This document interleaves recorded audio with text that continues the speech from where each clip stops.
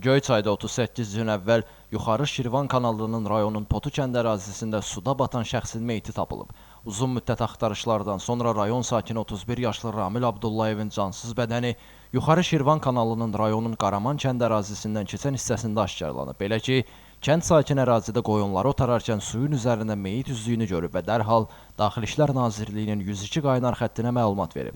Dərhal əraziyə rayonun hüquq mühafizə orqanı əməkdaşları cəlb olunub və onun meyti sudan çıxarılaraq aidiyyatı üzrə təhvil verilib. Xatırladaq ki, ailəsinin verdiyi məlumata əsasən rayon sakini Ramil Elşadoğlu Abdullayev mart ayının 3 evdən çıxmış və bir daha geri qayıtmamışdı. Qeyd edək ki, həmin gün onun üst geyimi və ona məxsus əşyaları Yuxarı Şirvan kanalının kənarında tapılmışdı və həmin vaxtdan kanalda onun axtarışlarına başlanılmışdı. Axşam tələb saat 7-8 əralarında kanal üstünə çıxmışdım. Gördüm ki, səs-küy gəlir. Görüm polislər gəlir, orada meyit görüblər, kənd sakinləri. Onunla əlaqədar meyit orada müşahidədə tapıblar. Onun çıxarılmasını aradan gördüklər bizlər.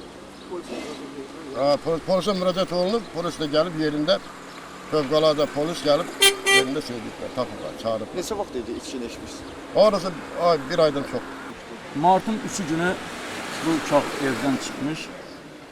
Bu günə kimi məlum deyildi hardaydı. Nəhayət ki, dünənlərim, yəni aprelin 10 günü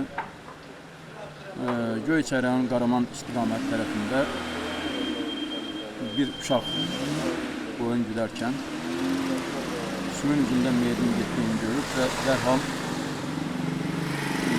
atasına demiş, 102-yə məlumat verilmiş və Göyçay rayon polis şöbəsinə məlumat verilmiş və bizə də xəbər gəldi çatdı. Getdik, aşkarladı. Həqiqətən də mənim bacım oğlu həmən bu bədbəxt uşaq Abdullayev Ramil Elşadoğlu. Hazırda faktla bağlı Göyçay rayon prokurorluğunda araşdırma aparılır. Elvin Qudratov, Aqil Əsədov, bu gün informasiya proqramı üçün.